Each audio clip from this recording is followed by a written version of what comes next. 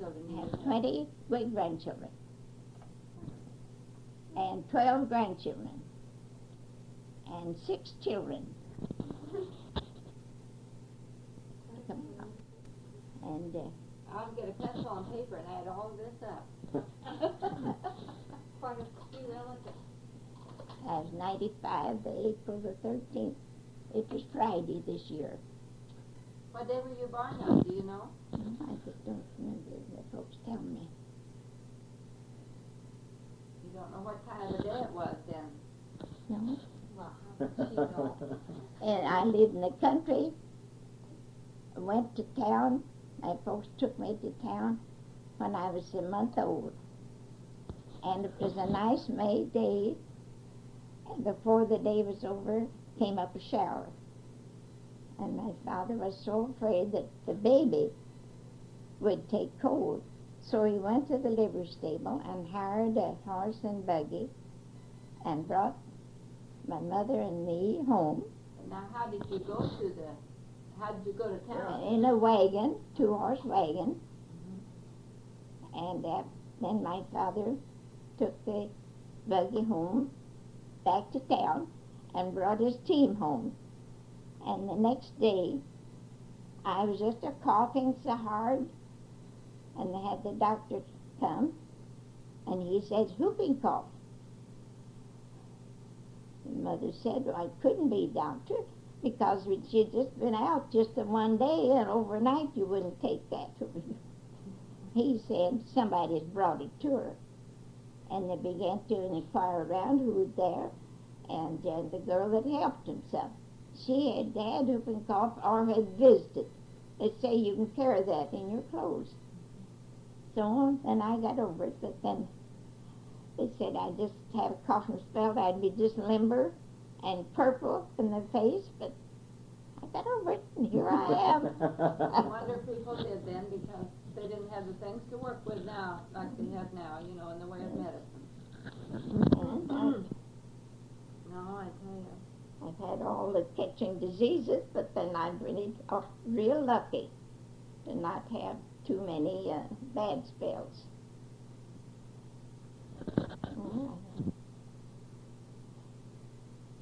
Always lived right around our town here, Litchfield, all my life. Well, what were the streets like in Litchfield when you first remember Oh, they were. They had some kind of pavement, but it wasn't very good. And I can remember when they had two planks to cross the street, and the wagons from the country come in and bring a lot of mud, drop right on the boardwalk crossing. And men had come along with their shovels and clearing that off so people could walk across. To keep out of the mud, and they'd hold up their dresses, keep from dragging in the mud. And everybody wore big boots. Yes. Just like today. all wore shoes, button shoes, or big lace shoes. My shoes, I had button shoes, and I had a pretty high instep, and the salesman said I'll have to set the buttons over a little, high instep. That's where I get my high end stuff, I guess. And then it was everybody for them and went to school. Right here at this schoolhouse is standing yet. I like to hear you tell about the bonnet in the wintertime.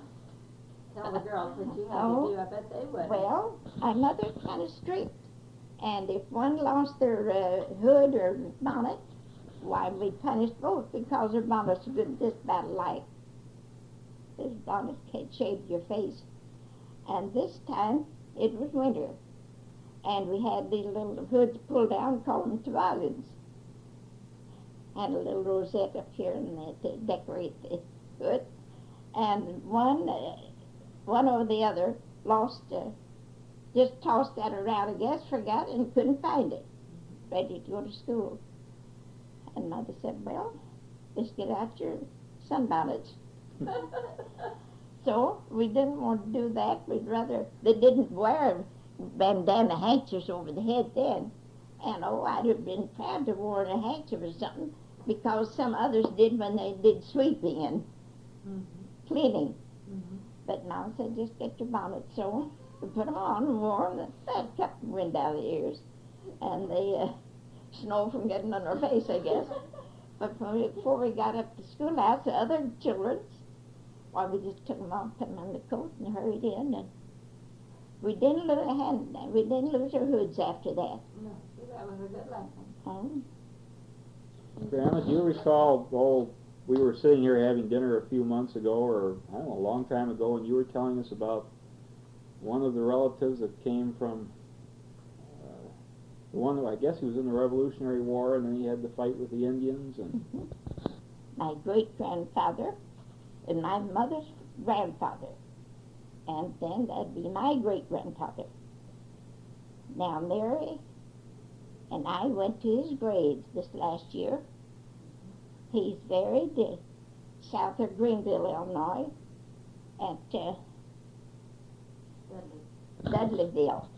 It used to be a little community there, and I guess a store, but now it's just a big church and a cemetery.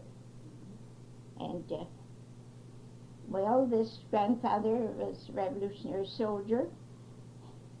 He enlisted in Virginia, that'd be the Virginia colony, and when the war was over and he was discharged from Kentucky, well, it resisted. We couldn't understand why. Enlisted in one state and then was discharged from another. But see, that big colony was divided. And the time he was discharged, why, he was at the west end of that, from the Virginia colony, and that was Kentucky. So that clears that up. How did he get home? Well, I don't know, but when he was in the, my grandfather's in the Black Hawk War, he went with Captain Roundtree from, he was captain in that company in Hillsborough. That grandfather's name was what? My own grandfather was Thomas Bradford McAdams. He's the one that was in the Blackhawk. Black Hawk War. Yes, he was in the Black Hawk War. And they went with the company by, I guess, by people furnishing a conveyance, I don't know, but he walked home from around Rockford up in there. And he walked home. Walked to where now? Where was home? Huh? Where was his home then? Right there where Charlie Atterbury lives. Right where Charlie, south of Millsboro, where Charlie Atterbury lives.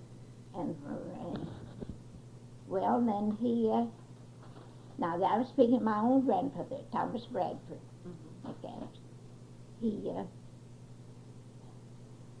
He died in September 69. 17? 1869. 1869. And now he was 10 years older than grandmother. And he was then how old when he died? He was 70. He was 70. Just a few days past 70, I think. And he was born, I think, September the 5th of 1799, my grandfather. And he died then in 1869. Now, he was just a baby when Washington died. He died in 1799. Well, which grandfather was it then that was at, oh golly, when Washington accepted the sword from Cornwallis? That was grandfather Joseph Barry. Now, he was in the war, right through the war, and when the war was over, he was present when Cornwallis surrendered. And now, of course, now my father liked to listen, and he read, but he didn't talk as much. And my mother liked to just tell what they told her or what she'd read and the history of the family. And she knew about this organization, this DAR organization. It was started in 1895, I believe. And they were about a year before they got it really completed and verified, I guess. And then she studied more, and she joined DAR in 1916. According to her papers, I have papers of hers. And she, now grandfather, on my father's side, he was there, his descendants were entitled to, could qualify if they cared to and would follow up for people could, his descendants could qualify for DAR membership, but I don't think they did. I don't know of anyone. But according to the record, why they could. I didn't notice that, but too, just, wow, sometimes they don't meet, you know, they have to meet at certain times. Well, this, go back, you spoke about this Indian fight, or this bear fight, wasn't it? Isn't that what it? Go ahead and tell that. Well, now, grandfather McAdams. Now, from Kentucky, you all around, go through, around in this wooded country where Indians were. And I don't just where this happened, but he and, after he was discharged from his service, he and a friend were on horses, and they're going to ride to the salt mine to get salt for themselves, and then I guess help each other, the neighbors. So they were riding along through the woods. There were no bridges, just to cross streams. And as they rode along, they thought they saw signs of Indians. But they going on their mission, maybe they didn't. Anyway, when they came back, the Indians were watching for them, and they began shooting at them. And then, of course, they just knew they had to ride hard for their life. So they just threw the sacks of salt and just rode hard as they could. And grandfather looked back just in time to see his friend fall off his horse. And now he couldn't do anything. He just went on hard as he could. And when he got to a stream, and they had to cross the stream, he was so thirsty, he just had to get down. And he got down to drink. You just get right down, get the water up in your hand and drink. And he couldn't swallow. Well, after, I guess, because he shot through the mouth, and the blood first made him so thirsty, and then it prevented his tongue, you know, he couldn't swallow. Well, he managed, but next time, though, his friend's horse came up to him, his horse, and he managed to crawl and get himself up on the horse, and got home. And then, of course, now the other man was lost. And he had such an impediment in his speech, hard to understand him. You wonder how he could get over that. And then he was, now with the arrows, shot through the hip, and he was crippled. Now he is the one that we went to see his grave, right down here in Dudleyville. Sometimes we could do that. And before that, though, he had a narrow escape with his life with the bear. Now, I guess grandfather must have been going through the woods, wherever he was. He saw a little cub.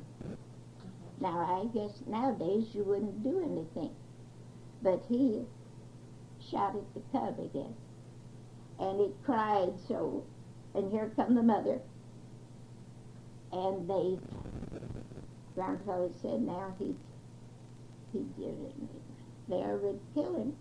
He knew the danger, so he got the stock of the gun down the bear's throat and held it there until he could get his hunting knife.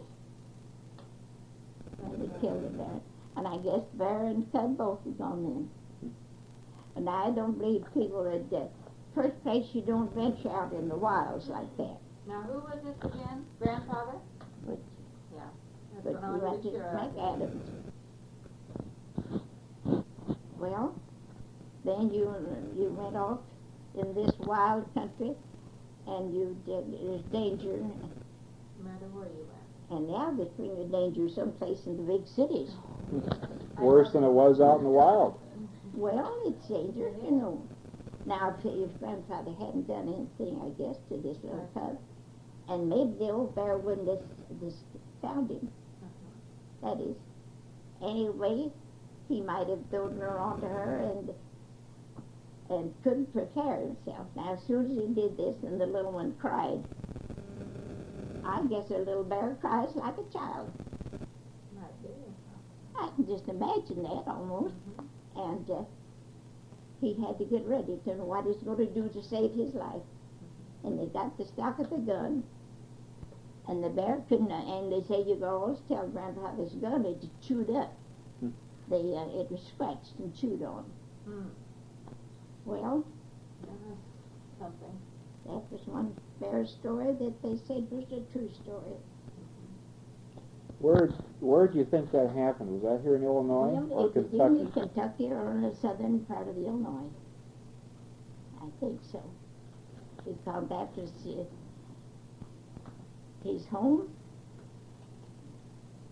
Now, I can't hardly think just for part of Kentucky.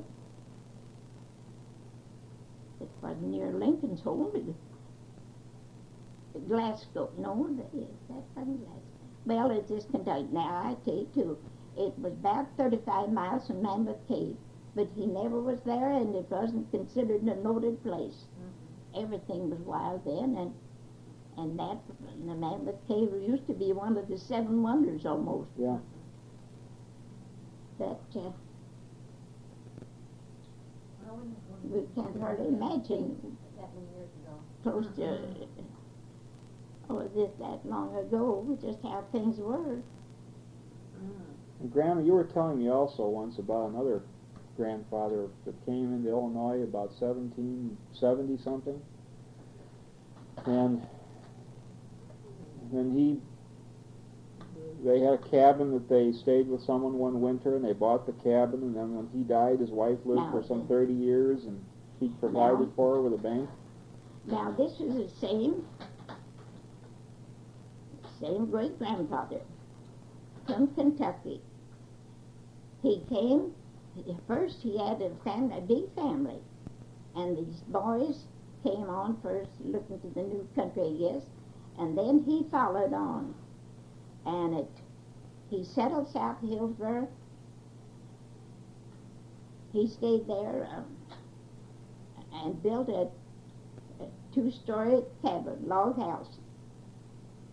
And since there was just so few here, they were going to try to set up, organize to have a town like Hillsborough. And he was one of the commissioners, early commissioners, there were 4 or 5. Now, get this from the county history. And the men got together, they sat on a log and talked things over, and then they decided what they thought would be good, called little town Hamilton. And then later on, now I don't know who was the really leader, but they decided to get another group of commissioners. And they decided to move it up on the hill where Hillsborough is. And this is part of the history too. Nobody in that group had $50. Now it'd take $50 to buy a little tract right where Hillsborough is. But and some man says, I know of a man that has that much money. And they said, well, they'll go find him. And he found, and Mr. Coffee, he paid the $50 and they what was required to make a start. They laid out Hillsborough. And as Mr. Tilson, no what, maybe it's a coffee, but the first one to furnish this money, but they established, and Mr. Tilson did so much for the city that they honored him all along. Is that where our Christiana Tilson chapter Yes, that's where that comes from. And Named by DAR. all these DAR chapters now goes back to the beginning of the Revolutionary Soldiers, and in these towns, cities where they want to organize a chapter, they get the person who has done most for that community, and they study it too to see that they get the right one, and I think that that's what they're. Now, I think Greenville, their chapter is called Ben Mills. Just give it that name. And I know down at Alton, where Mama first joined, it's, how do you say, the first governor, colonial governor. But that is Well, it's some of that name won't come to me.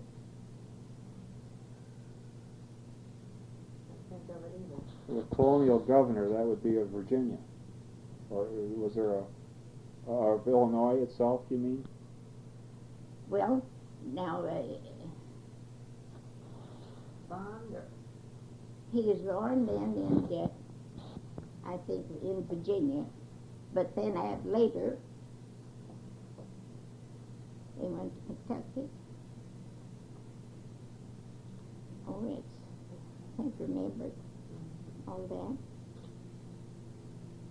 But something I always thought was interesting, Mother, when we were driving over to Clear Springs one day, you told about, we're talking about the Indians, told about the Indians that come to this house where this lady was. Now, I don't remember now who that was, and I know it's some of our folks. Well, I might go back to Grandfather about coming early. I think he came about 17, well, it was before the Saint, that was 1817, well, about the first of the century, of the 18th century. Okay. And he lived after he married grandmother Mary Hunt, and she was 10 years younger. They moved to Taylor Springs and stayed 2 years. And in that time, then, and 2 years later, they bought this place where they lived so long, and there's just 4 acres cleared. See, it was just heavy timber everywhere, they said. Even down where Frank lives, that was timber, good deal. And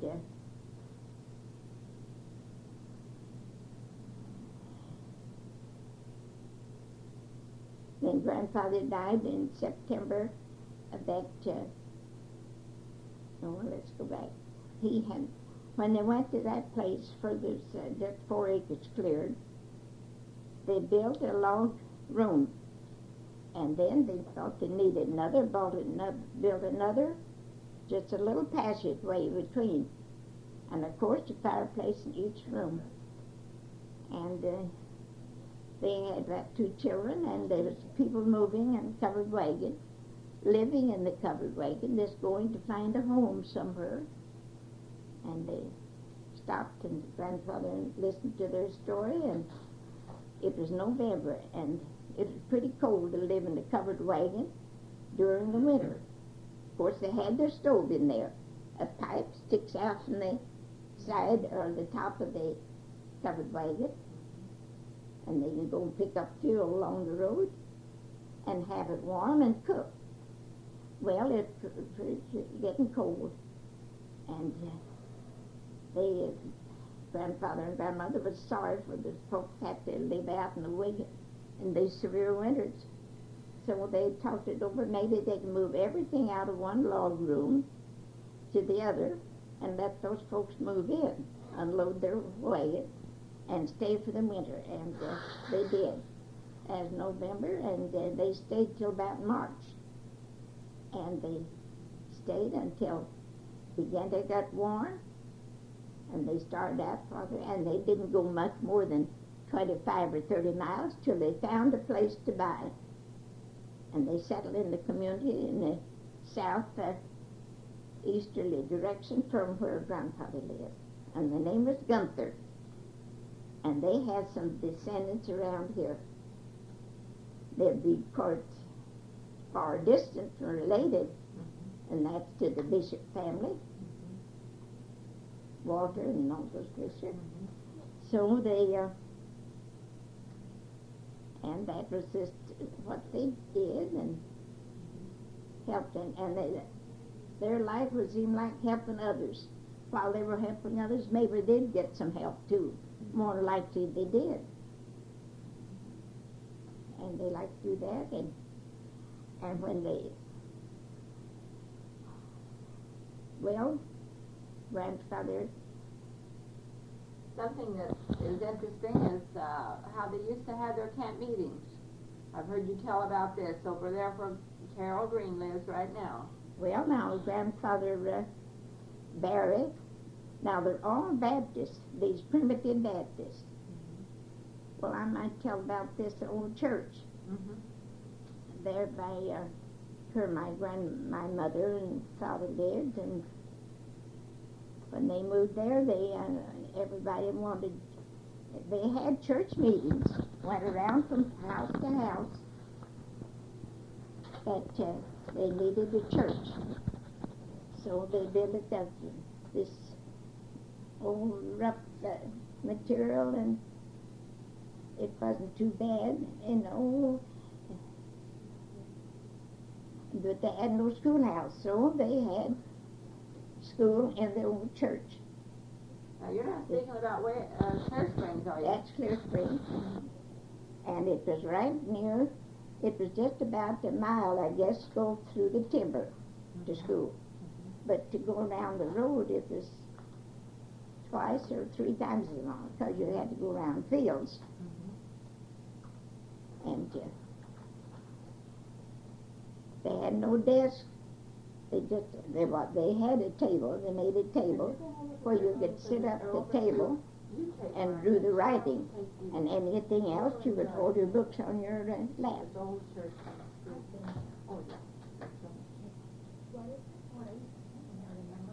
And children, they said that sometimes the Indians would be going through right by this old church, and they'd stop and play with the children, some at school, when they were going to this Clear Spring, which was church school, where it was held in the gym. And Mama, that's the only school she went to, but one other, and that was, they would put up just a temporary schoolhouse. They didn't even finish a roof. They sealed it. And then they decided that wasn't the right place. It's out in the field, somebody's field, and then they just disbanded that, Mount Auburn, and it was moved, and they built a schoolhouse more where it was needed most. And that's she went to school one winter, maybe one or two, was just across the road from Roy Applegate in that field. And that's the way they put up schools. They just built them. Some said this would be a good place, and someone else, I guess, and they put up. And I don't know whether the district furnished material or what, but they didn't even have a well. They just carried water from the nearest place. That's one school we had. First one in our district was like that. And in the pasture, too. The building going to top there.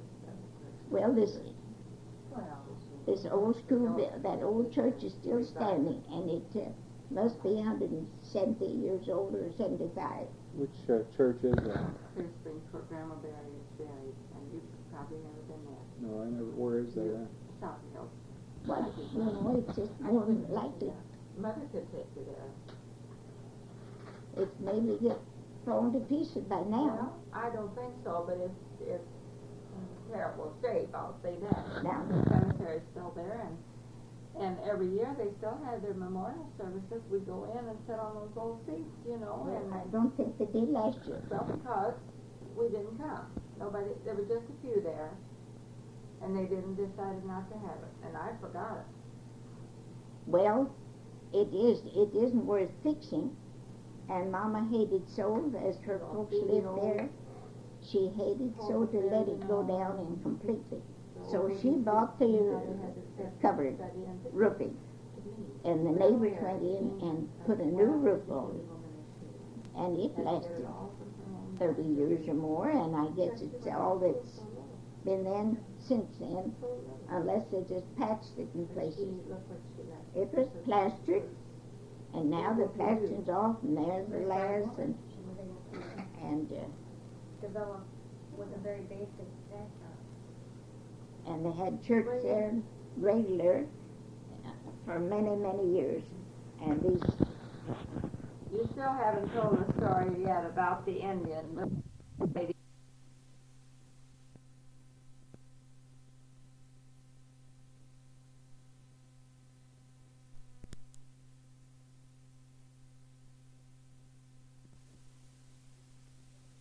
these brothers, or this grandfather's sons came on. They'd some found places they wanted to live, and one was McAdams, but it wasn't his.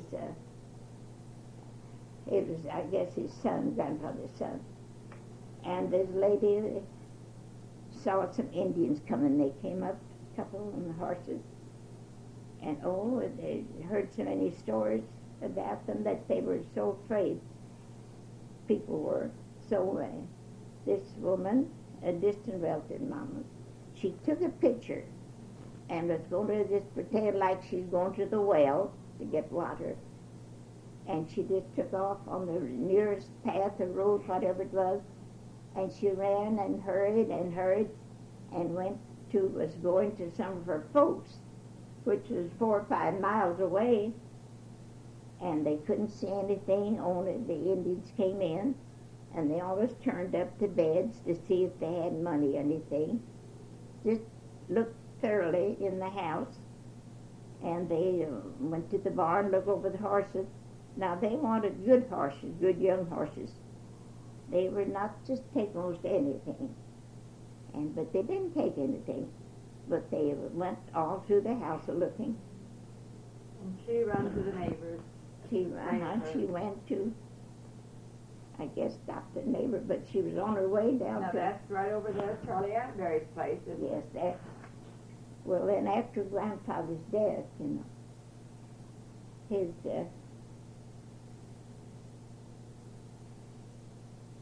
he had a boy 17, and see that grandfather died at 70, and grandmother then was 60, and the court said now to settle the estate, this boy is a minor and doesn't know his work is farming, so we must set aside some horses and machinery and enough stock to carry on. A few cows, I guess, and horses and machinery to go in farming. And he farmed there 30 years and was home for his mother. And so after she was 90, my mother and her sisters would say, just give everything to Milton, the son, and come and live with us. And I guess she and her son talked it over that she hated to give up her home, but then when she was 90, she said, now I'm ready to give it. And they had a big sale, and in that time, he had, it was a good place too, and he had good crops, and had nice lot of stock to sell, and Then grandmother had a lot of antiques, old-time things. There were two big wooden clocks. I say wooden clocks, they set this way on a table, and you put a weight on, or you could lift the weight off. It seemed like that's the way they talked about it, and I remember those clocks. And then the rope bed. She had spinning wheel and a flax wheel. Flax, it's where you'd spin flax, a little bit different than the cotton. And she sold everything, just took what she wanted to. When she went to one daughter, then Mom had plenty. She just brought a few things there, her cedar chest. It wasn't so fancy, but it's a nice chest, a lid, put things in it, and homemade, I'm sure. And lived there, and she died in February the 27th, 1904. She was in her 94th year. She was 94 in November. Now this is My south of Hillsborough, or south of Litchfield. my own grandmother. Where we're talking about, where Uh-huh. Frank lives, is the place where she died. And that is the day that Harold, our oldest boy, was born.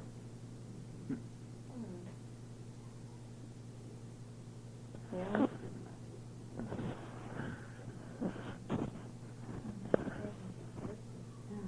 Yeah, I think you could take a big glass of water now, couldn't you? Oh, well, Let's play a little bit back and listen to it for a minute.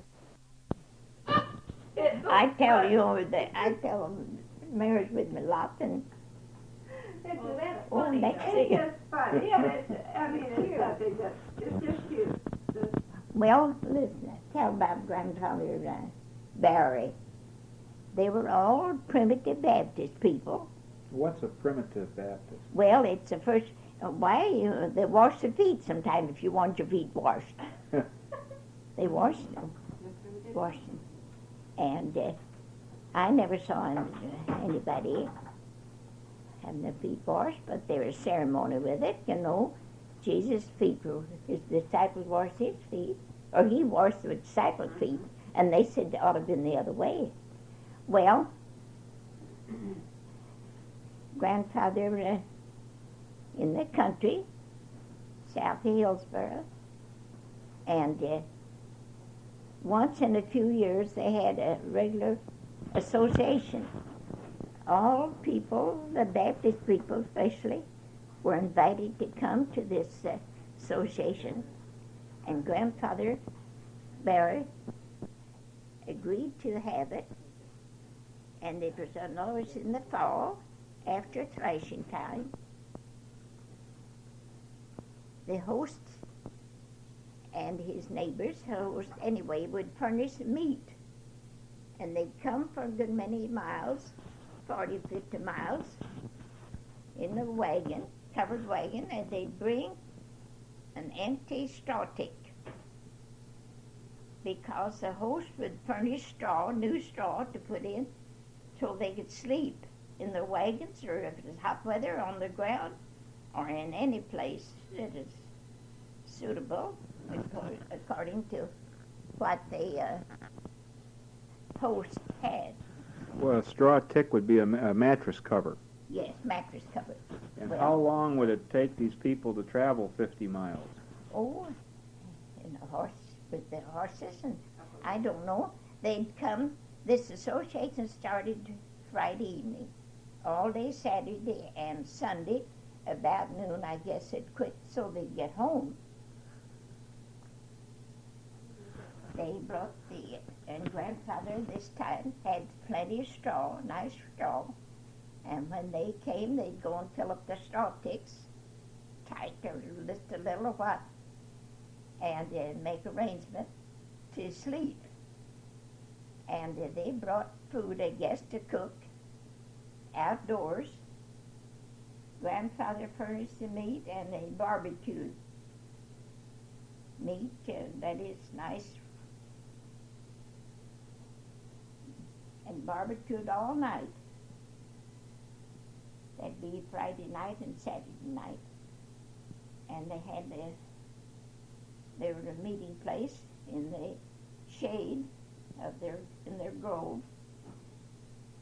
Had seats fixed up, go get timber and make blocks to set the plank on. And the preachers would come, and then when one preacher finished preaching, another would come in and take over. And you can get up and go as you wanted to. Just like these camp meetings that was held all around in many places later. And they were religious people and got acquainted. I have one question. And thought this was, and years ago, most everybody were good singers, just common singers, sing church songs. Have community togetherness. And that was it.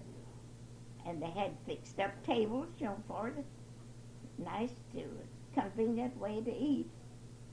Now But this was down at Grandfather Barry's place south of Hillsborough, where Harold Green lives right now. yes, The house is still there. and they came as far as Vandalia, and that's 30 miles or more from here, and I don't know how far, but then they used to have them in our in Magoupin County, the association. But I guess it's like everything else, is just quit having it that, or call it that, and having some other meetings. Well, I guess that's just about all, and when they're looking forward to this, they had lots of garden vegetables cooked and served, and Mother, who took care of things at home? well, somebody had to stay home and look after things. They couldn't everybody come. Well, these people would be gone probably 5-6 days. That's what I was thinking. 50-mile trip would be a couple days each way. Well, I don't know how long it took. Sometimes, I've seen people just trotting along with a wagon, just trot. Well, I know that the Papa had a nice. As long as you think, because they can travel. Well, they got together. It just looked like some sparsely settled. Maybe they had no friends, but their friends, grandmother, they would say, well, friends were 7 or 8 miles away. They would consider them friends. Now, about how many would attend? Well, I couldn't say. 40 or 50 people? Oh, yes, and I think, and then those nearby would come. And maybe they could go from any church. But then that was one church, just like now we have one church had certain things, certain meetings. Well, then they're scattered out. No, they kind of disbanded that primitive Baptist. And now the Baptists are called them missionary Baptists here. And they're big. They're about as strong as any church right here. Why, I think so on all around. Billy Graham is a Baptist. And, they noted people. And, well, I think that's about all I know about that. Of course, and I don't know just what the year would be, but. Grandma, let me ask you another question, because this would be interesting for the girls sometime. Because you remember going back 95 years when the world had made a lot of progress, but actually had made very little compared to now.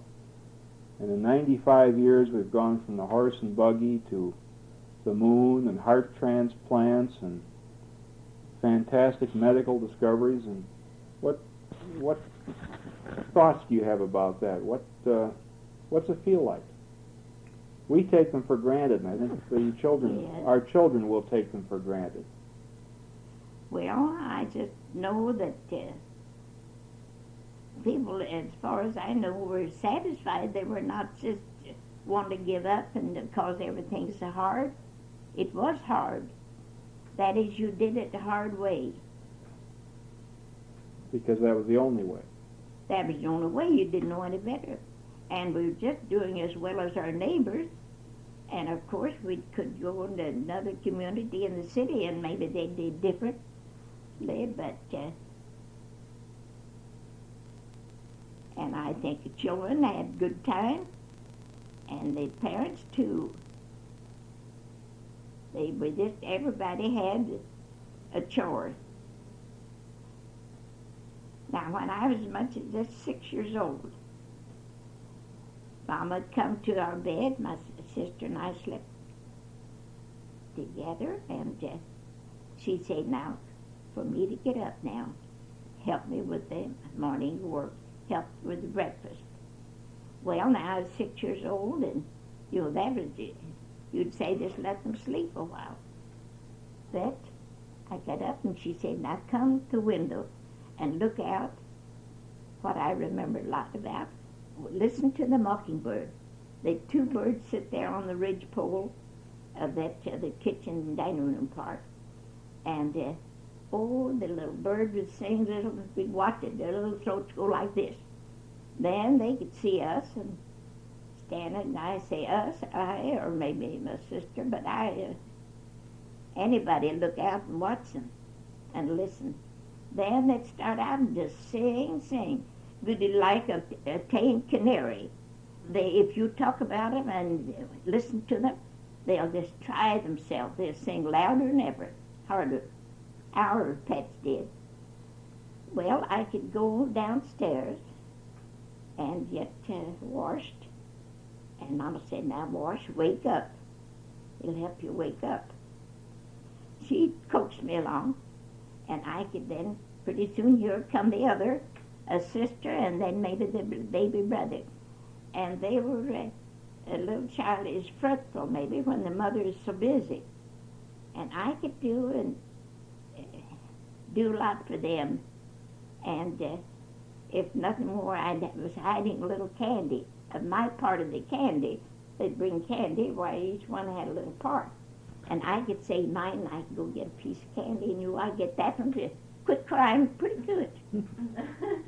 Because we didn't have candy very often. That was kind of coaxy. And then Called tricks. I could set table for my mother, and I'd do a lot of little things. Well, when I was 10 months old, my father's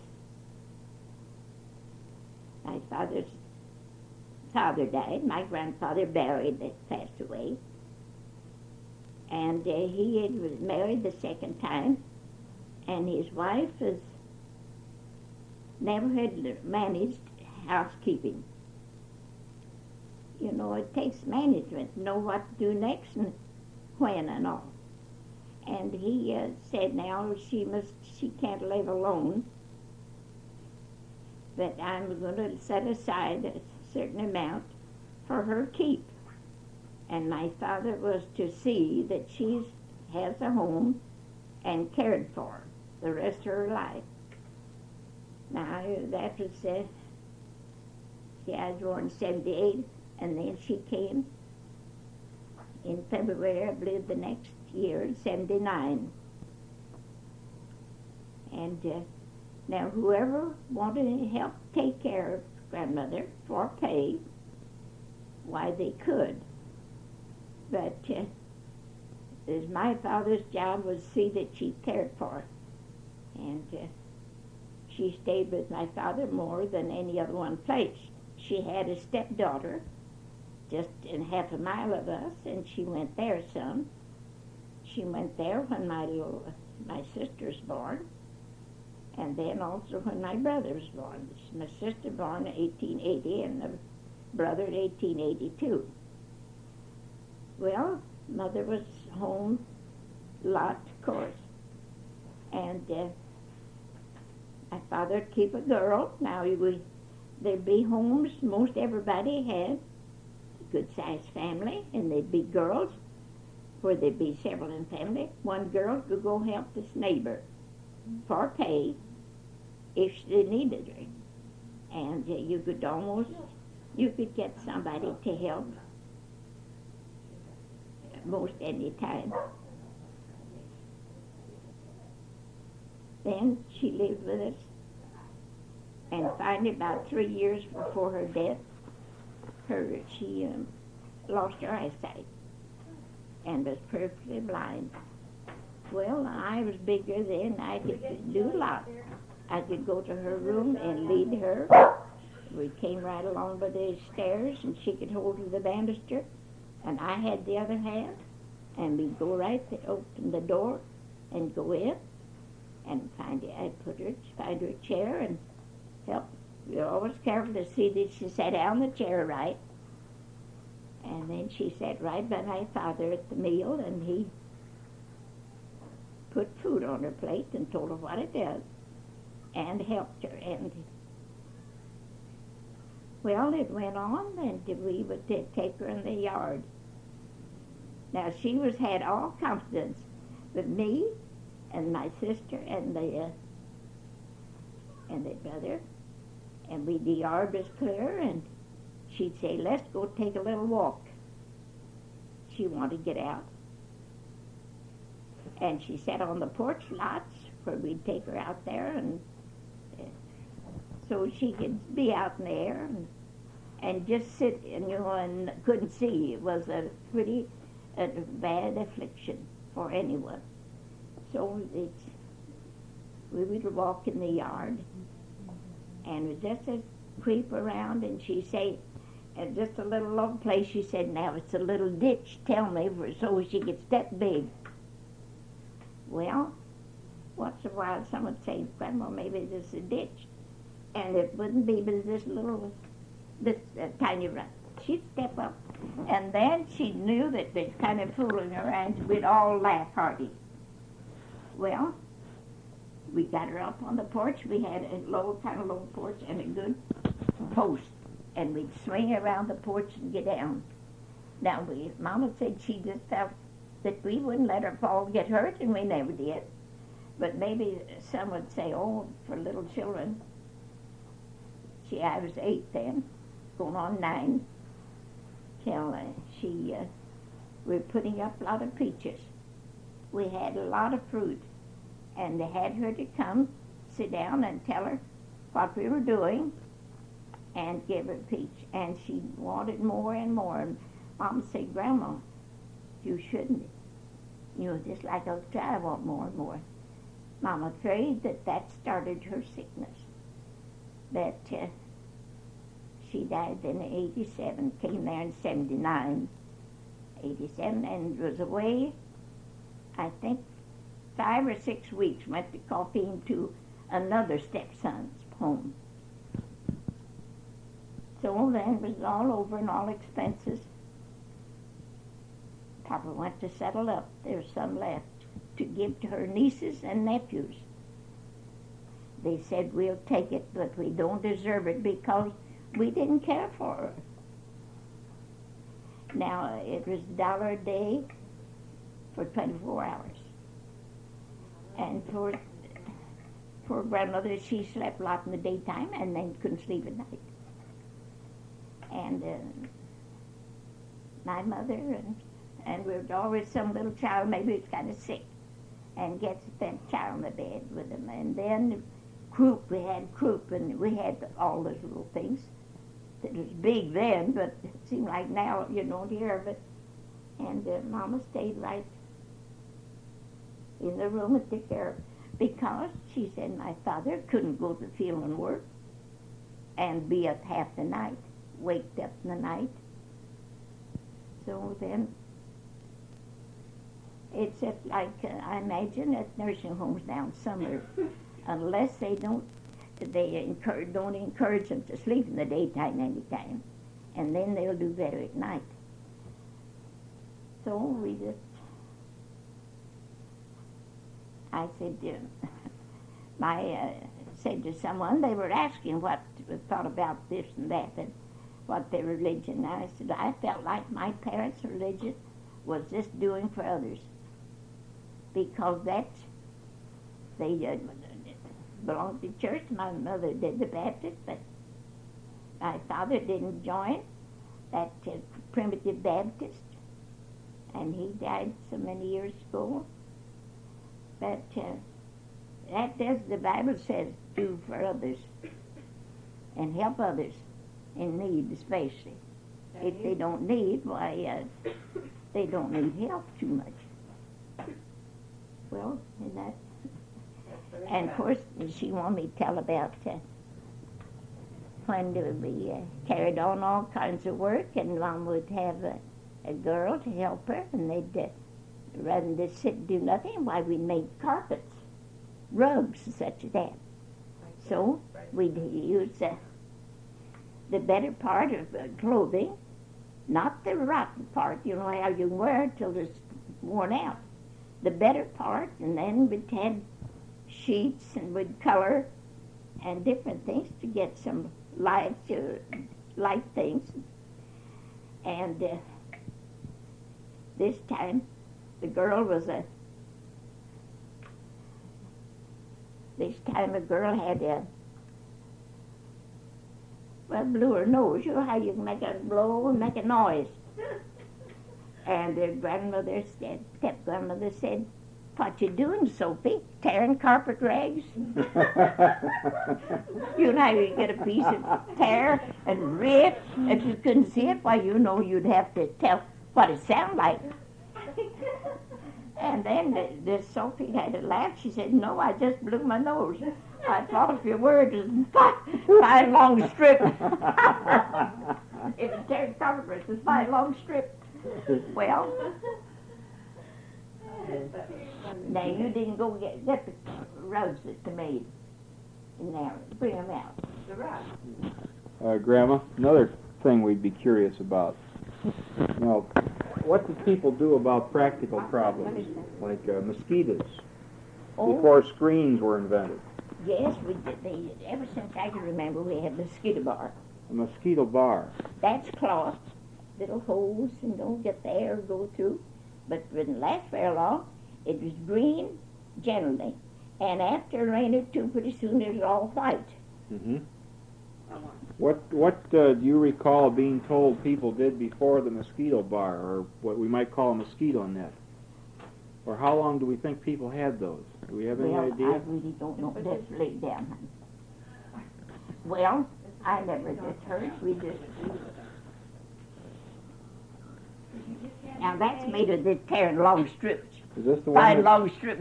Is this the one she blew her nose on? No, but it's just a sample. Same thing. Now they just go and have somebody pick up a, and you can't burn this. You know, there's sign that you burn it, and that's some things Is left. there someone here that weaves these here in Walks town? it. Uh-huh. Ruth had these woven the other day. Uh-huh. Now this is a easier way. Some would mix the colors more, but this, I guess, this is good. Mm-hmm. Have Beautiful. all colors together, and then Beautiful. A little different. and it'd help protect your nice carpets in a door or someplace. There won't anything last forever. Right.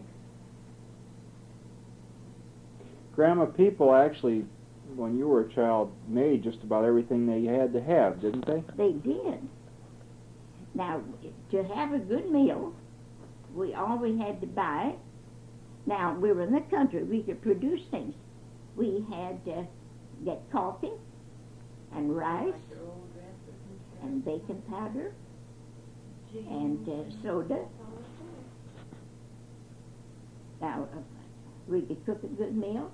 That's all we needed. And we had plenty of fruit, and we raised our vegetables, and we always put away in the bin potatoes to last till we planted, and we even had our seed. And we had, my father would go out to the wheat bin and sack up some wheat and take it, go right till we had a flour mill, 2 flour mills here in Litchfield, right up the flour mill. And here come the miller, oh, he's just floured all over it. And he'd been a grinding, I guess, and he'd bring sacks of flour and put in the spring wagon or wagon, what he was in, and he exchanged wheat for flour. And we made our own yeast, made it out of buttermilk. Of course, we had to have a fresh starter, fresh yeast, and make enough to last about 6 weeks. And then if your bread didn't come up, was a little slower in rising, why then we said it's time to make some more yeast. Make it of cornmeal and buttermilk and hops. Mom used to, and the hops, bread made of hops is just good. That's what you drink, I guess. It's good.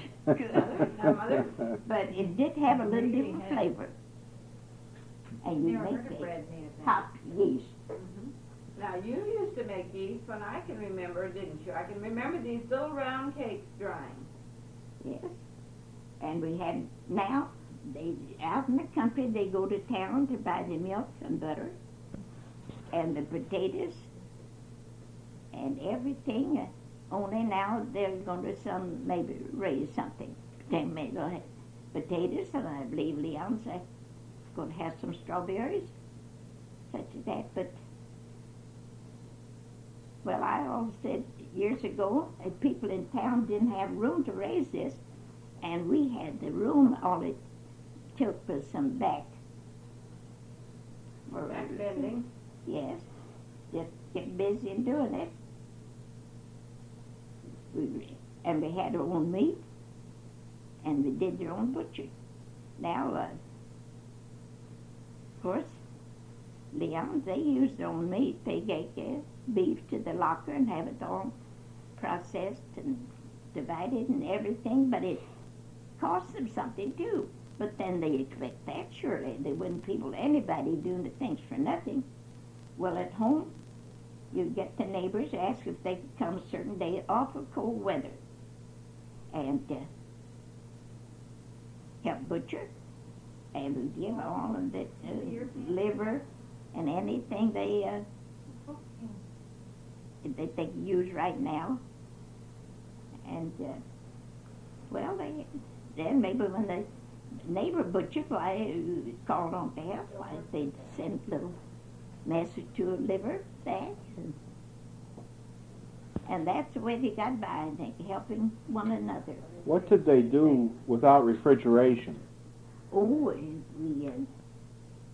we went to the basement. Now, some had open wells, and they put the milk and butter in open wells, but the well down where Frank lives is real deep.